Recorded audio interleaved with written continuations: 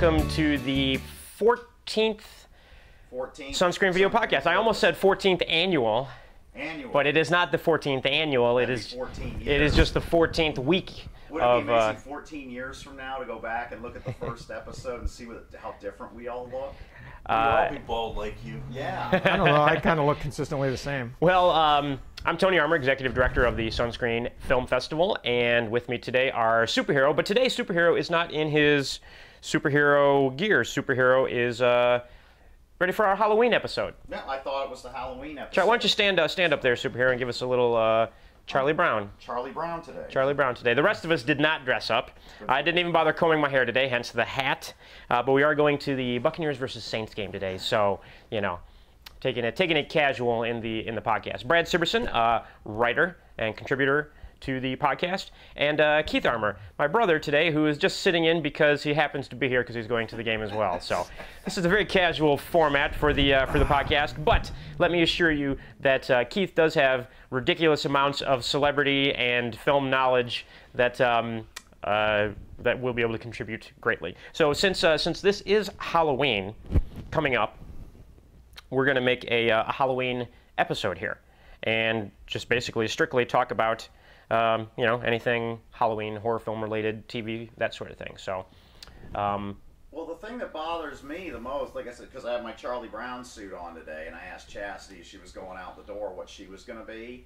It's like, if you were going to be the Mad Hatter, she'd be the Cheshire Cat. Right. But if you were going to be the Mad Hatter, she wouldn't be the Cheshire Cat. No. She'd be something. Little Bo Peep. Little Bo Peep. Right. It's like when I was Charlie Brown, you'd think Lady Hero would be Lucy or Sally or something like that. No. Sexy nurse. Slutty Scottish rock.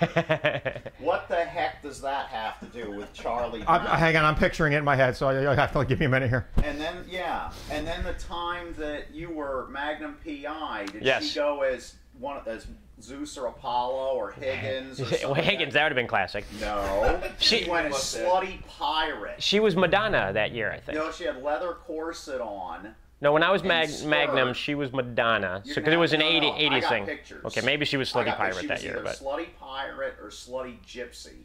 one of the two. They're the same thing. Well, but why does it men, that chicks can't coordinate their Halloween costume? Men on Halloween like to dress up as fantasy characters, you know, or funny things, you know, superheroes or Charlie Brown or Nick Fury or Magnum P.I. And women, it's just an excuse to be trampy, fill in the blank. Yeah, trampy, fill in the blank. Which is why Halloween is my favorite holiday of the year. See, I don't know why you guys are criticizing this. Oh no! Well, they should coordinate. Our women are dressing in hot outfits. It must be stopped. Although what's wrong with you people? Lucy and Sally, that's kind of... Mike, your microphone is buried there, Brad. It's got to be... That's kind of blasphemous. I don't know if we could get away with that or not. Well, if you can get away with it, just what should you? So, you know, one of the things we wanted to talk about was some classic horror films. You know, there's a lot of types of horror films over the years, but something that I think maybe people or kids today may be missing out on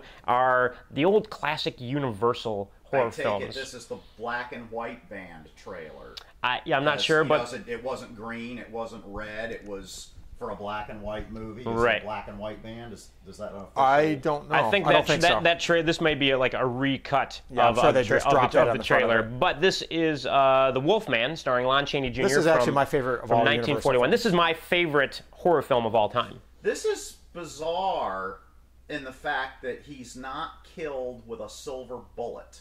You always kill him with a silver bullet. Yeah. He's killed with a cane. Yes. The silver cane? Yeah, they beat him to death with a silver cane. It's a silver-headed cane in the end. Yeah, that's a total loop. I thought that you could only get killed with a silver bullet. With silver in general. Oh. Yeah, so like if he drinks silver poison, I guess he would also die. Yeah. Or a rocket launcher. Right. Yeah. So, but these classic you know, Universal horror films are by far, you know, the Wolfman, Frankenstein, the Mummy. Now, actually, the thing is, the funny thing is, I am not as enamored with these as I used to be. I love this movie. This is one of my favorite horror movies of all time. The original Dracula, I can't even sit through. It bores the hell out of me. The original Frankenstein is okay, but I like the sequel better, the first sequel. I wonder if that has to do with the whole pacing thing that Tyler was talking about. Probably. The pacing is so different. But yeah, this one I think works, even in the moments that I would say are slow. The way it's shot and the way it's framed and just the little touches they put in it, I think are wonderful. Don't forget, back in the day, the very first time Karloff came out as the monster, people got up and ran out of the theater. Oh, yeah. They were so terrified. I remember being a kid and watching the...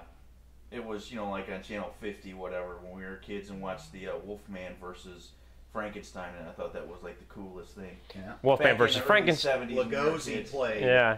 Lugosi played Frankenstein in that one, believe it or not. Well, you had you know sequels. There's nothing new with being sequels today. They had sequels back then as well. You had the Wolfman versus Frankenstein. Wolfman meets Abbott and Costello. That's how a lot of these horror actors. Oh, don't forget to buy war bonds. Yeah, buy war bonds. Buy war bonds. That's how a lot of these horror actors ended up having heat with each other. Right. Like Lugosi and Chaney didn't get along. Lugosi didn't like Christopher Lee because he was confused as him on numerous occasions. Really? Funny thing, talking about actors that don't like each other. Abbott and Costello used to hate each other as well. And from what I understand, Lou Costello was the tyrant. You'd think he was the one that's always getting slapped around and everything, but everybody in the set lived in fear of him. He used to try and sabotage Abbott's just everything, screw up his makeup and everything else. They used to hate each other.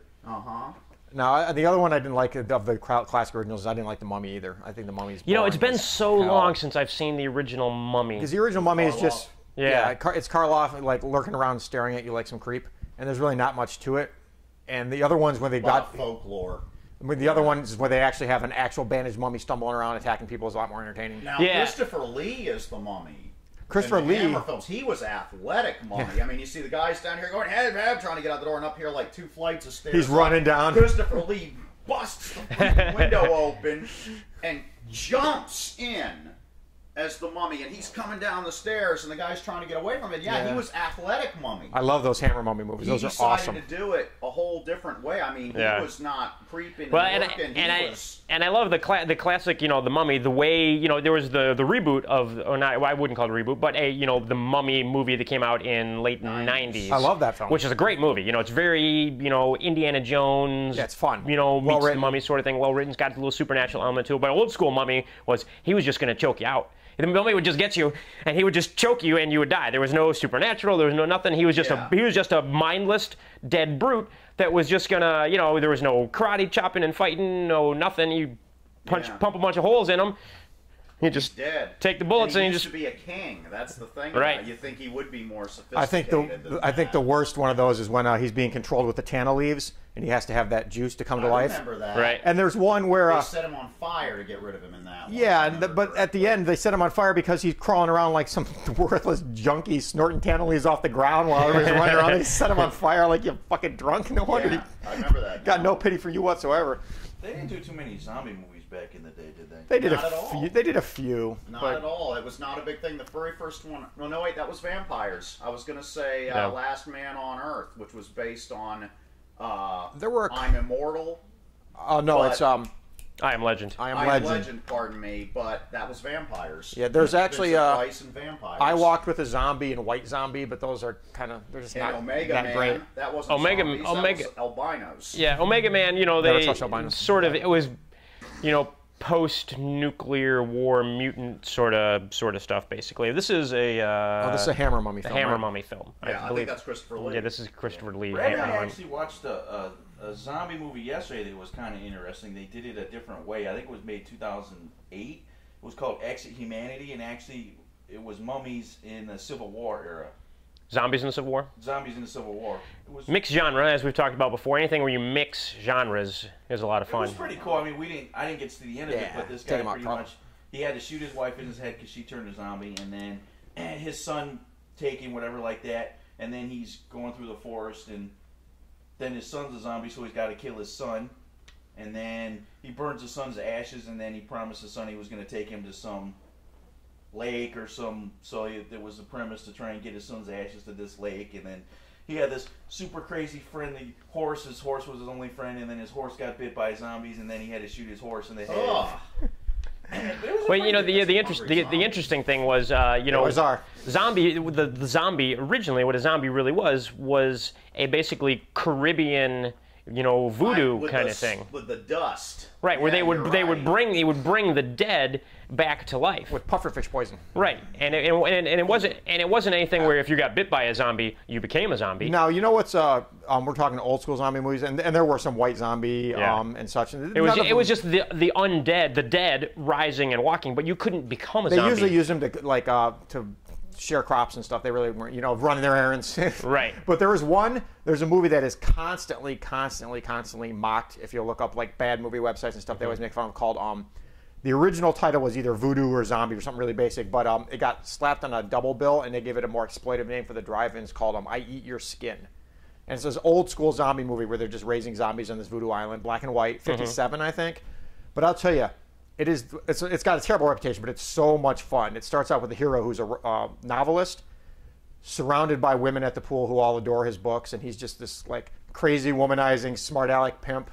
And this husband comes running after him to beat the crap out of him for messing with his wife, and so he has to flee the city with his agent. And they end up on this island where there's voodoo zombies, and one of the zombies at one point is carrying dynamite and walks into the propeller of a plane, which makes it explode and gore, and I mean they don't show it because it's a 57 movie, but I mean it's a completely exploitive, ridiculous movie. It's fun. This is I Eat Your Skin right here. Yeah, it's a fun movie, and I don't understand why so many people just like, oh, it's terrible, awful sub-robot monster. I'm like, this is a great movie. Are you kidding me? It's entertaining as hell. I would actually, you know what I would like to see? I would like to see somebody do a modern zombie film with a different twist, where take it back to originally what a zombie is, you know, voodoo, rise from the dead, and it's an undead person, but you do not get bit by them and turn into a zombie. That's, you know, it's just like... Shockwaves counts as a twist. Yeah, I love Shockwaves. Shockwaves kind of so over as the flesh-eating zombies. Yeah, I've had my fill. I think zombies have been beaten to death. Yeah. If you want to, you know, and the reason being, like, The Walking Dead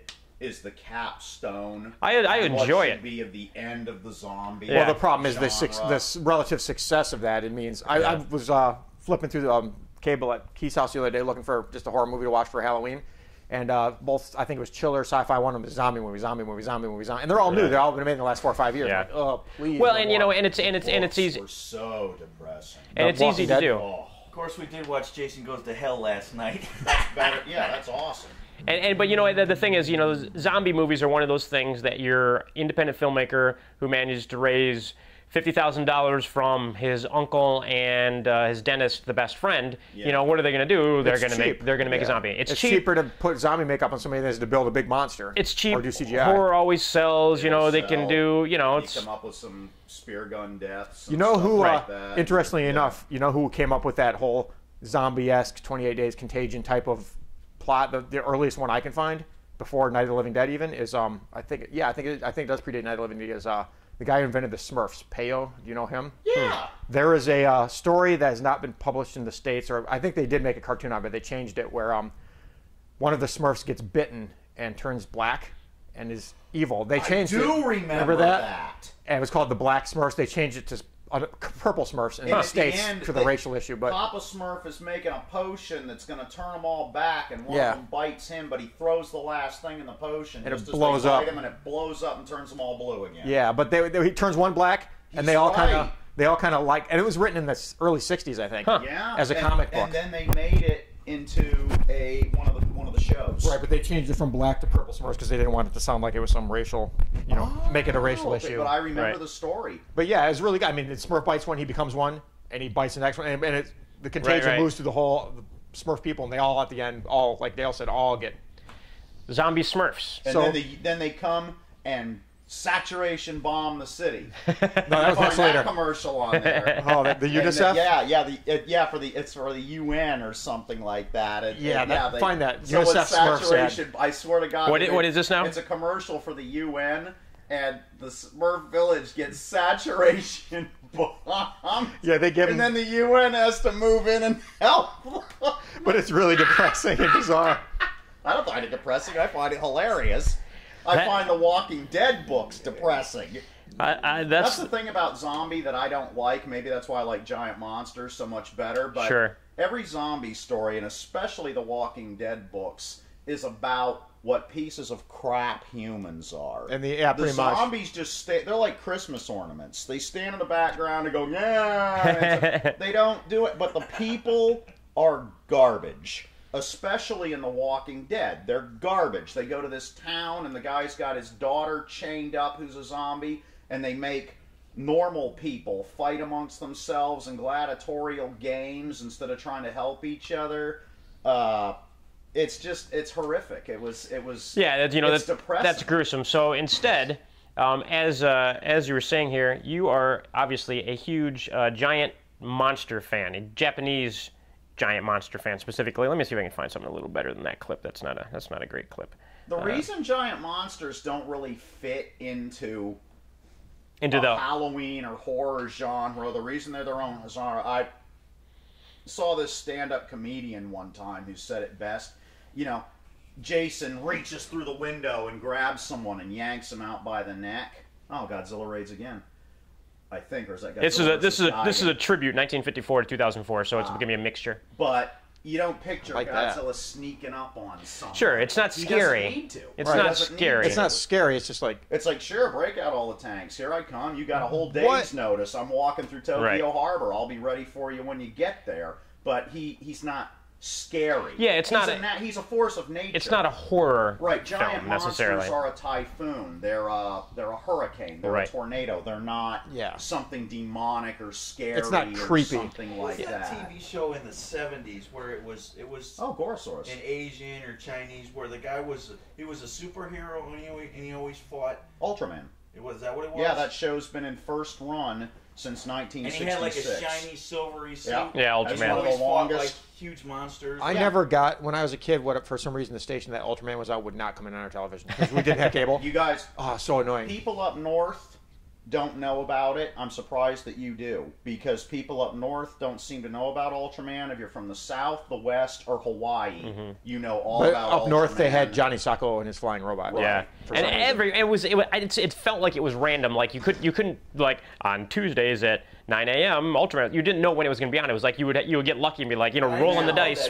I'll tell you one thing though, and it's got Kumi Mizuno in it, who's like one of the most beautiful Japan. She's like the Jamie Lee Curtis of Japanese monster movies. She's been in them all. She played the Prime Minister of Japan in the one they did in 2004. She's always been in the genre.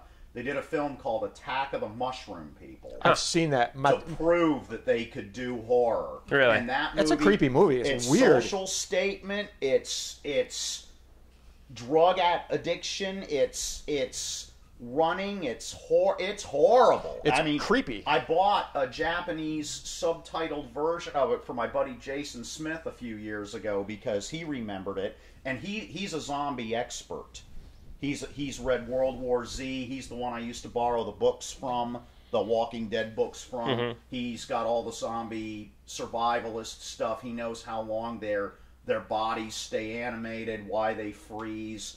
In Florida, they'll last this long. Up north, they'll last this long because they freeze. He knows all that stuff, and he loved the Mushroom People. It's very similar approach. It's called Matango in Japan. The funny thing is, as a kid, and my friend stayed the night, and we were like, eat sugar all night. It's like if Lost was good, because they get marooned on this island. It has an ending for one thing, right? Yeah, and they don't lost it all up, and all of a sudden it's hard to describe. Well, the thing is, they're alien, but they're freaking mushrooms. But it's not like they're a kill or anything. But you're like drawn to these mushrooms, and the whole thing is like a statement about bliss and reality. Right. And there they go, licking the toads. Yeah, and licking the toads basically. Well, I was going to say, my friend of mine stayed the night when I was a little kid, and we're like looking at the newspaper, eating sugar all night, and like midnight, 2 in the morning, was attacking the mushroom people. We're laughing, we're like, this is going to be funny, and we're just like creeped out. We're like watching this thing and freaked us out. It's a cool movie. Attack of the Mushroom People. You can find clips on YouTube, and you could probably find. You can buy it on DVD now. I've seen it at Best Buy. Have you? Okay, great. So it's around. It's not hard to find. I'm sure you can find it online, Amazon, easily get it or whatever. For a horror movie, I highly recommend it. Attack of the Mushroom People. And you wouldn't think, you'd think it'd just be a silly, goofy Attack of the Killer Shrews type of thing, but it's not. It's good. It's creepy and interesting. No, it's very well done. You know what's interesting? Here's something a little interesting. There was actually an article in the Hollywood Reporter recently talking about people, moviegoers, and that sort of stuff, and that Latinos are the largest group of when you break it down to whatever, blacks, Latinos, whites, whatever, the demographic that goes to the movies more than anybody else. Really? And films that they really like, that do really well because of the Latino audience, family films and supernatural horror films.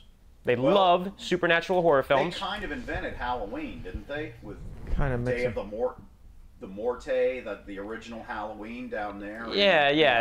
Day of the Dead. That's not really Halloween. That's kind of different. I don't even. When is Day of the Dead? I don't even know what month that's in. I think it's like 3 days long or something. Yeah, isn't it? I think so. Yeah, I'm not sure. It's November 1st, I think, is the Day of the Dead, right? Isn't it? Yeah. What's that awful movie with that one actor who always wore the hat and he had the beard? Hey, Brad, your microphone keeps getting buried there. It's behind your lapel. He's been in so many. A little bit higher on your collar. Hat and the beard. Brad, you know who I'm talking about. We've watched the whole crew. It's crappy. Oh, that clown. Coffin Joe. There's Matango, Coffin yes. Joe, that's it. Dear God, what a nightmare those are. You got to pull up Coffin Joe. Coffin Joe, as in not coffin, but No, that's funny. Whenever Coffin. I review his movies in my books, I spell it that way though. But yeah, Coffin Joe. This dude is terrible, and he's been in like 70 films, and he's still alive. But he makes these crappy, awful, terrible horror movies. And Dale, I'm sure you've seen. Superhero, can you help him out with that? He's clip it on his collar there. Clip it somewhere where it's not. Someone, because it keeps getting flipped over and buried underneath his lapel. So I want to make sure we get at least somewhat clean audio for the 4 people that might watch this. There we go. There you go. Much better. So Coffin Joe. So Coffin Joe, what exactly is Coffin Joe? Is he an actor? Is he a producer? He is an actor. Well, that's a character. He's a director or an actor, director, and writer, and he plays a character called Coffin Joe, but he kind of goes by Coffin Joe. It's kind of his moniker. Yeah, trademark character. Right. And the first movie is about, basically he's just a complete bastard and goes around being a complete bastard, and in the end gets his comeuppance. And it's not a bad movie. It's interesting. It's got some good stuff in it, and it was very controversial at the time because he criticizes the church. Coffin Joe. Yeah, he criticizes the church, which you just don't do in Mexico. Sure. Especially back in the 50s when this was made, or 60s. So he was the same character in a long-running series of things, sort of the way Tor Johnson was Lobo. Exactly. But he wrote and directed it. He wrote, directed, and starred in Coffin Joe. But then he kept bringing the character back, and Keith and I saw 2 or 3 of his movies beyond the first one's pretty average. It's not a bad movie, but they're terrible. I mean, they're just stream of consciousness garbage. And he comes up and he makes these rambling speeches about life that are literal gibberish. I mean, the guy sounds like a mental retard. And he's just... The lady even says, don't watch this movie. It's so bad. But, yeah, his stuff is just god-awful. And I can't believe how popular it really is. And he's got this amazing obsession with hideous women. And his movies are filled with overweight, unattractive, toothless, naked women. It's just repulsive. Oh my God! Well, that's horror. Yeah, I don't know what his problem is. And he's still alive today. I think he's 70s now? Yeah, and he just made a movie, I think, last year or the year before. He's Really? still cranking these things out with his character, and they're so bad. See, look at that chick. She's hideous. It's kind of remind me. You said he just rambles on and stuff. It's like Bela Lugosi rambling on. I guess you could consider the Ed Wood movies to be horror films. Like some of them this are. is Plan for this 9. time Yeah. of year. Plan 9. Well, that's more of a sci-fi. But Glenn or Glenda, I mean, where Bela Lugosi is God. Oh, yeah. And he just rambles on. A new life is born. Yeah, it's those kind of speeches this guy gives. Yeah. Right. That's what you made me think of when you talked about But his that. speeches are much worse than the ones in the Wood And movies. Bride of the Atomic Monster. You've got Tor in there too, and Yeah, and horror is, the history of the way horror films were, they just sort of transform over the years. This guy might very well be the John Carradine of Mexico. Then, if he's made that many films and he's been the same character in all of them. He's really not as much. Carradine's made what? I mean, I don't even know how many films he's made.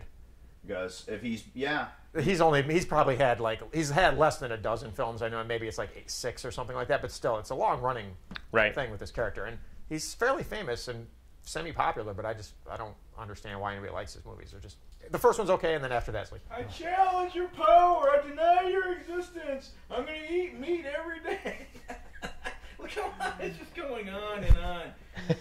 There's it's funny too because you can get away like we were talking about before how we think Turkish E.T. and everything like that. There's actually in the Philippines there's like a Batman versus Dracula. Oh, I'll have to try and Believe look it or this not, up. because you can. It's the Philippines and know what you can use Batman all you want. And there's a Batman. Matter of fact, I had some guy I was talking to online telling me, no, this guy is the best Batman. And it was like, what the hell are you talking about?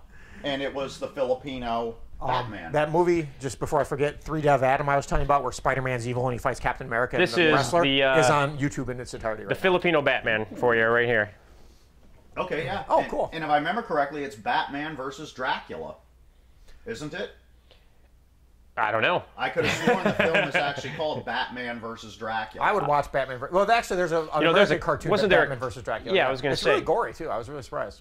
Yeah, it's a recent. Last few years I've seen it. I think I'll tell you too, just from being there myself personally. You said there's all these ugly women in the Coffin Joe films. He couldn't do that in the Philippines because there's no ugly women. Well, I've always felt that you can find beautiful women everywhere. I don't know. I mean, that just must be what he wants in his films for whatever reason. Yeah, I mean, there are no ugly women in the Philippines. I challenge you to find an ugly woman in the Philippines. There we go. They were all gorgeous. This looks entertaining to me already.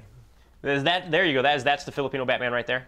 Wait, what are these guys? These are female terrorists. I see. Hot Filipino women in massive guns. Haven't seen the Filipino Batman yet, but this is the trailer for the Filipino Batman, and he's not appeared in the trailer yet. So yeah, because I could have sworn I could be wrong, but I could have sworn it's Batman versus Dracula.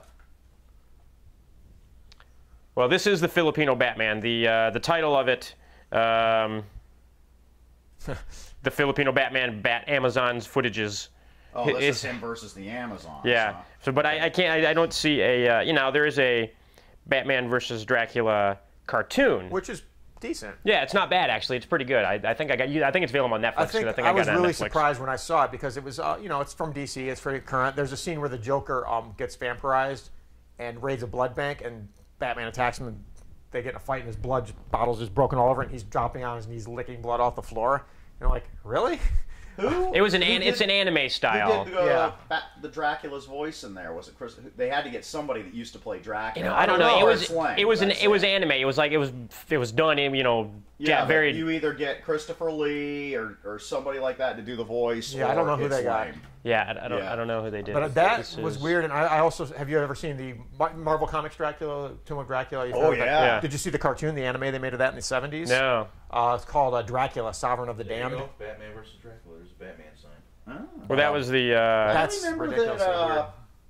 Marvel has had some pretty cool vampires over the years, like Morbius. I liked Morbius. They brought Morbius back recently. They've done some stuff with him recently. And Baron Blood. I liked Baron Blood, He too. was a Nazi. Now, this is a Nazi and a vampire. Seriously, how bad is it going to get? No, this is Batman versus Dracula. I have no idea what this is. It looks pretty cool, though. But it starts out better than a lot of other things I've seen. Batmobile's driven a horseless carriage. Awesome.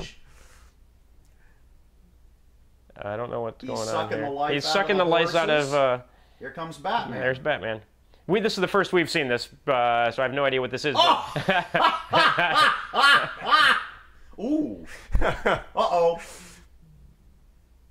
All right, that's disturbing. This is great. So, this is their head looks like a giant butt. This is bizarre, but you can find it on YouTube. What are you doing? He's taking his picture. Batman versus Dracula. There might even be some audio to go along with this, but we're not watching with audio. You can look it up and yourself to see the audio. Yeah, we'll have to watch this after we're done here. Shot him with garlic. But now he's getting away on the bat. Obviously, a lot of variations on different things. Mixed genre stuff. Batman versus Dracula and Batman versus a chicken. Dracula. No, we should do the horror TV shows or the Halloween episodes of regular TV shows. Yeah. That was another thing we want to talk about is that there are a lot of Halloween episodes of TV shows. And one of the things when I was a kid that I always liked is, for some reason, I always liked when there was the whatever holiday episode of whatever. So whether it was a Christmas episode, whether it was a Halloween episode, whether it was a whatever. I don't know why. Maybe it was because a lot of times they go all out for those. I mean, do you remember the Roseanne Barr show, her sitcom? Yeah, of course. The Halloween episodes were amazing. They were classic, and she really went all out to make sure that the characters came up with like these brilliant costumes. Yeah. I mean, the costumes alone, you were like, wow. Tried to avoid their house at Halloween. They just went so over the top. Over the Simpsons Halloweens. They're not funny anymore. Really? They're not. We've got one coming up. But yeah, the Roseanne episode, Halloween episodes are always that great. I never miss is the Halloween. I make sure I never miss the Halloween episode. I think it might be on. They're doing it a lot of times. It ends up running late. They always run it like November 20th because of baseball or something, which should be over. Yeah, but by I think now. I think it's on this week. Actually, is the really? Well, yeah. But these were always great. Roseanne Halloween episodes. Oh, is it? Cool. I'll have to plan my lunch around that. If you can find one where they're in costume, because like I said, they always had her and Dan, and the other characters always just the best. The very first thing, the neighbor comes in and she's killed Dan, and his guts are laying all over him and everything, and you people are horrible. Yeah. Yeah, he just did something to his hand there. Yeah. Oh, he pretended he got caught in the garbage disposal. Yeah. Yeah, these were great. These were so. I mean, it was a good show anyway, but these were just. Yeah. What else? What other? I mean, Simpsons are obviously very well known for their Halloween Halloween one I episodes. just watched the other day was the Halloween episode for a show, and I can't remember the name of the show, but it was Winnie the Witch. It was like a takeoff of Bewitched, and and it starred that really pretty actress who was the boyfriend of this screaming annoying guy from the Police Academy movies. I know I'm being vague here. But the annoying guy from Bobcat the Police Academy. Goldthwait or whatever his name was. Yeah. When he was in Police Academy movies, the pretty girl who played his girlfriend in those movies got her own sitcom. Hopefully not from that. And she was a witch, and they did a Halloween episode of that, which was awful, but it was it was fun because it was witches and Halloween. You know what it usually was. It was usually sitcoms that always did the Halloween episodes. You never saw the Magnum PI. Yeah, Halloween very episode. rarely did they do that. Actually, they did do a Magnum Halloween episode. Did they? Yeah. Years ago, it was. Yeah, I vaguely remember it. I remember the Christmas episode. There was a Magnum episode where it was something to do with a dead woman. Where actually, in the beginning of the Magnum TV show, it's one where Rick's in a ditch digging a something, and Magnum comes up and scares the crap out of him. Oh, it's actually in the beginning credits. Yeah, and I remember there was I don't know if it was actually put out for Halloween, but there was a voodoo episode of Miami Vice. I don't know if they actually lined that up for Halloween. Yeah, the voodoo. The voodoo. But I don't know if that was for Halloween or if they just happened to do it. I've never to this day seen a full episode of Miami Vice. The Great Pumpkin Charlie Brown is great. Of course. That came out the same year I was born. Believe it or not, 1968. I remember there were a lot more Halloween specials. I remember there was a Garfield Halloween special, which there was a wasn't Fall very Guy good. special back in the day. Remember the Fall Guy with Lee Majors and I never saw that show. And Heather Locklear. Or was it Heather Locklear? No, it was Heather Thomas. That is a show that I am actually very surprised they have not tried to reboot. It's a TV show about stuntmen. You can show all the behind the scenes Hollywood stuff. It was based on Hooper, actually. Probably. Yeah, probably. That movie was. I remember that movie being really successful. Fairly successful. Nowadays they would medicate Snoopy and medicate Linus and stuff like that. They wouldn't be allowed to have imagination. Right. Charlie Brown would actually get to kick the football back now. Yeah. Well, yeah, because they would all be organized and it wouldn't be. Well, you see, Lucy would be. They'd send her to bully school or something. That's right. Like that. That's right. Sensitivity training. Training. Well, there was a Family Guy episode where actually after he missed the kick, he would get an award for missing because they didn't want him to. They want Charlie Brown to feel bad. Right. Whereas it's his position in life to feel bad. Right. That's what he was put here for. That's not right. Anymore. Not in the roaring. They just made a new Peanuts movie that's coming out, a new animated movie. I know. Really? Everyone is complaining about it. Remember how Garfield used to look like this? Then they made that Garfield cartoon that was like computer generated. Yeah. They all had kind of depth to them. Yeah, that's what the new Charlie Brown's going to look like. Oh, really? That's terrible. Charlie Brown has no. I mean, other than one-liners and spoofs and stuff like that. I'm sorry, it has no relevance anymore. It has no adults either. It doesn't. I would say that's not true of the comic strip. I think the comic strip is very, very relevant and timeless, and that's why they still run in the newspaper. Well, that and because they're cheap and lazy. But I mean, you can read those things and they're fantastic. But the cartoons are very much time capsules. Yeah, the interesting thing about the Robot Chicken spoofs on it and stuff nowadays are hilarious. But Robot Chicken's funny in general. They did a DC Comics Robot Chicken spoof a couple weeks ago, which was absolutely hilarious. Yeah. But other than to see like me walking around at a haunted house or something and get a laugh out of it or something, it's really not. Well, you know what? I'll bet if you looked at a 10-year-old kid nowadays and asked him who Charlie Brown was, they may not even know. because Charles Schultz died. Well, I would Charles say Schultz is like the third highest paid dead celebrity out there right now, Really? behind Elvis. It's just funny to see Charlie around here and Dale standing right here. I really admired Charles Schultz though, because the strip ran for literally 50 years. Yeah. 50 years. He drew every single one himself. Never had assistants, never hired anybody, and he had a clause with I can't remember who distributes it, but that no one else can ever draw it. Right. So it was his thing. Yeah. His work of art, and he took it seriously, and he wasn't like these people like the guy who writes Garfield, who's like did a few, and then it got popular, then he started signing the okays to put it on plastic mugs and toilet seat covers and everything else, Right. and just had assistants draw it and just sits there and collects the money. Well, that's United Truth. The guy that did Bill Watterson shot himself in the foot by not doing that. He was so ridiculously stubborn about that right, too. So Jim Davis was actually way smarter. I know people are going to throw rocks at me for this, but Jim Davis was way smarter than Bill Watterson. And Bill I've never Watterson understood Bill. refused to sign anything, so he got ripped off left and right. You've got Calvin peeing on Chevy logos and everything else. What I never understood about that is he had a certain he made a big stink because he initially didn't want there to be a stuffed little tiger. You got it. Because he said, well, I want to keep it vague about whether it's just in his imagination or real. If you make a stuffed toy, then you just look at it and say, well, it's a toy. And that kind of, to me, ruins the magic of it. I'm like, right. I'll see that. You understand, but at the same time, people are going to do it anyways. No, but I'm like, I see that, but then he's like, but you can't put them on coffee mugs. You can't put them on. You can't put a T-shirt. You can't make a calendar. You can't do. I'm like, why not? Why not put a calendar out? Right. Why not? You right. know? He shot, but the only person he hurt by that is him. Because then all of his characters got bastardized and made into college frat T-shirts and stuff like that, and he couldn't do anything to stop him because he didn't have a legal leg to stand on. Yeah. There was going to be a Calvin animated special, believe it or not. They actually talked him into that. I would have loved to have seen that. And he said, all right, we'll do it. Speaking of Garfield and Halloween, this is the Garfield Halloween special from back. I want to hear about the Calvin that didn't happen. They strong-armed him, talked him, coaxed him into it. They shot a few some test footage and everything like that. And when they got to the point where they were going to pick the boy to do Calvin's voice, he heard a few of them and went, "That's it, we're not doing it." Yeah, I can see that, but he shouldn't have done that. And that was the end of it, right there, with test footage shot, money acquired, and everything like that. The second well, how's this boy sound as Calvin? How's this boy sound as Calvin? And the problem we're not doing it. That's the end. He had some idea in his head, and when he's like, "It's not going to be. We're not going to find this," and then he just wouldn't. Yes, to me though, he was way over the top, and Jim Davis goes too far in the other direction. Yeah. But I was going to say I will give Jim Davis props though, because has anybody here read Garfield minus Garfield? There's a guy started a website called Garfield minus Garfield, and he took all Garfield comic strips that have John in them, and all he did was Photoshop Garfield out, and anything Garfield says out, so it's just John there.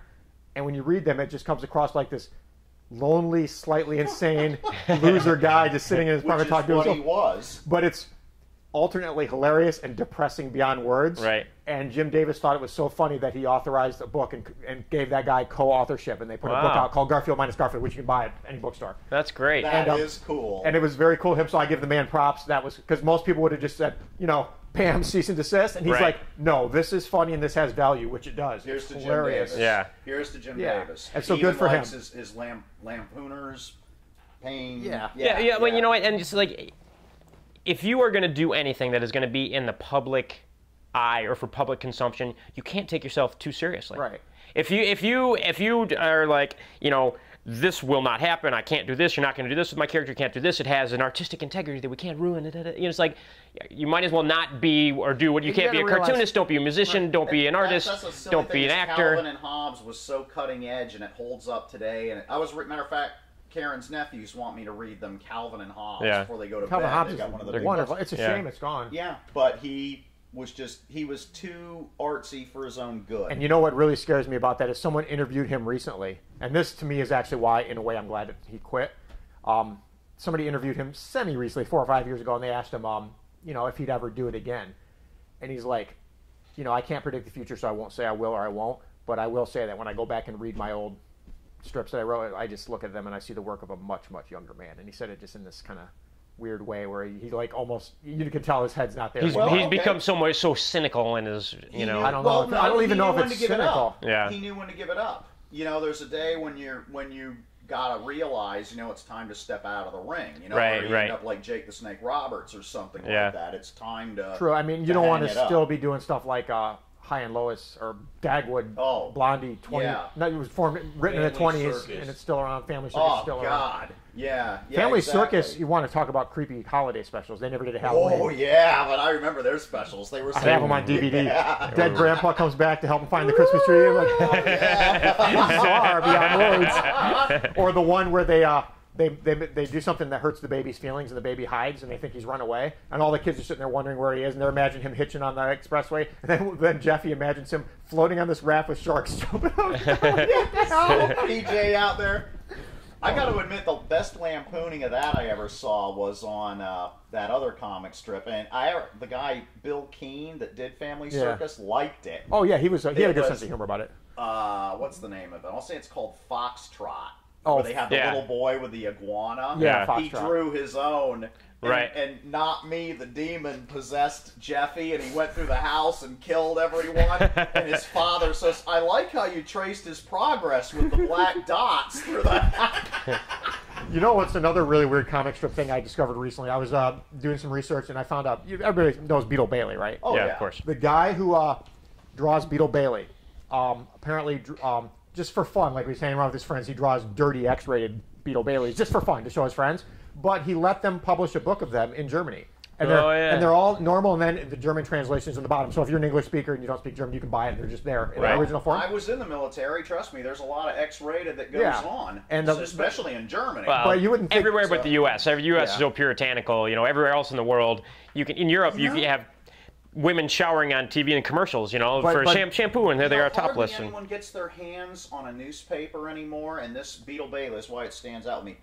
Beetle Bailey did kind of move with the times, because I hadn't seen Beetle Bailey in 20 years, probably. And they always, on the Sunday ones where they're color, they were always wearing olive drab. I saw one recently, a Sunday paper, and grabbed it at like one of Karen's brother's houses or something, and they were all wearing desert tan. Interesting. Interesting. They were all, they're still, Sarge and everything like that, but they all had on deserts. They at least changed the uniform. Old Beetle Bailey is actually funny, but it's something that's like, it's just not funny anymore. It needs to go away. All those things, you know, that have been around forever. But I mean, who's going to start a new comic strip now? Newspaper business. But if you can find, I can't remember what it's called, but if you can find the Dirty Beetle Bailey book, I mean, there's one where the sergeant's like, all right, we got to forge, you know, go across this river, so let's You know, Miss Buxley has to get in on that action somewhere. But he's the guys he tells like all the male soldiers to carry the female soldiers on their shoulders like that. But then they do it facing the other way. And then the sergeant's like, not like that, and the girl's like, shut up, Sarge. Yeah. It's really dirty. One It's of the hilarious. things that they've changed also is when they do the new Scooby-Doo cartoons, they all have cell phones and laptops and stuff like I was that. just going to say, I wonder if Charlie Brown is going to have an iPhone in this. Now, look at how out of place. Just for you, superhero, the Paul Lynde Halloween special. Awesome. Who is Paul Lynde? That name sounds familiar. You don't remember Paul Lynde? I can't place him. Uncle Arthur. Oh, that guy? Yeah, he's Roger the Alien. Well, he's not but Roger the Alien is based on. But look at how out of place this looks. Right. Charlie Brown with a cell phone. Is this entire thing on? I think it's the entire. No, it's only 2 minutes of it. Oh, because I would like. Betty White. She's been in everything. Kiss. Yeah. This is from the 70s, obviously. When Paul Lynde was big in the 70s. Yes, he was. And you know, he still doesn't stop working. He does a lot of soundtrack stuff now. Oh wait, I'm not thinking Paul Lynde. I'm not thinking Paul Lynde. I'm thinking of Perry Como? No, I'll think of it later. But Paul Lynde. Melfar Superstar? You gotta hear his voice. Yeah, it's classic. I do remember this guy. Margaret. Jack Frost nipping at your nose.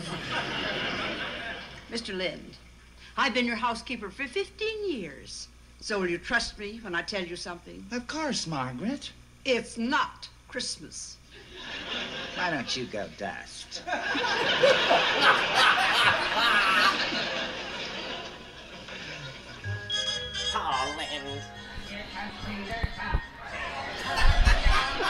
I hate the 70s.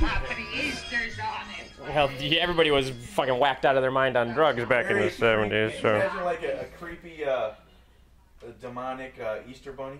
I knew that sooner or later they were going to do a character that was an homage to Paul Lynde in one of Seth MacFarlane's shows. As many times as they mentioned Paul Lynde, right? Like even in the show, just like in the whole land of Siam, there is no one tough as I am, just as surely as Paul Lynde was gay. In the songs and everything. I knew sooner or later. And Roger the Alien, is so great. He's a great character. Yeah. And he's Paul Lynde. Yeah, absolutely. This is the Kiss Halloween special. So There was a Kiss Halloween special? They don't do it so much anymore, but nobody wants to be Peter Criss, Lois. Not even Peter Criss.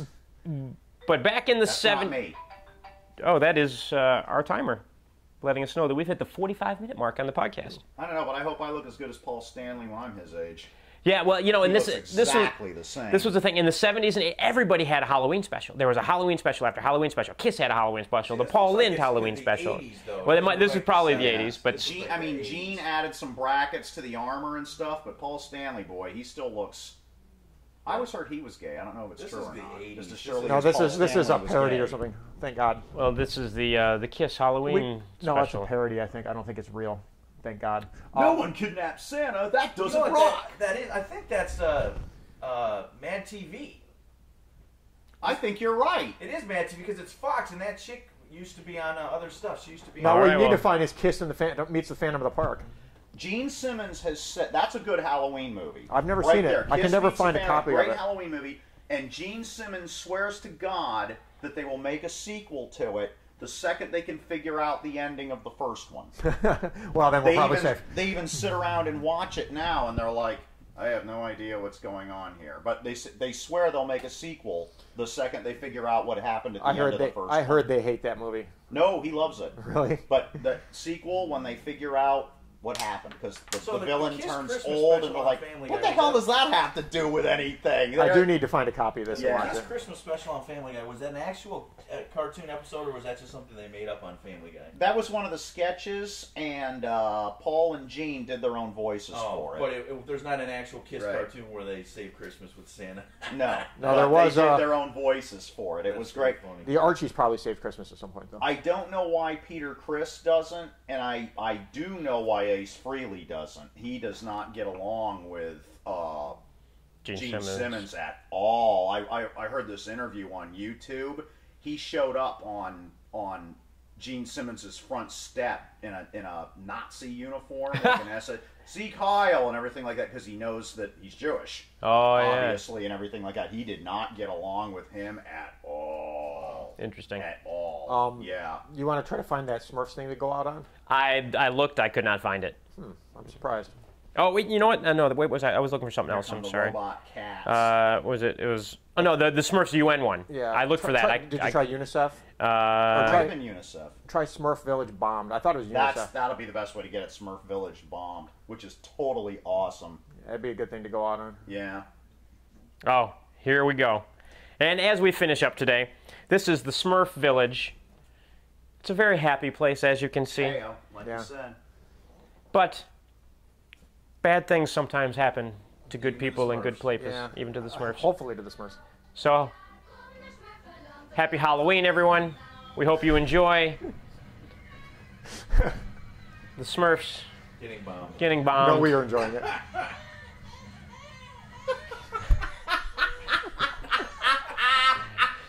UNICEF, you were right. And that wraps up episode 14 of the video podcast, the Halloween episode.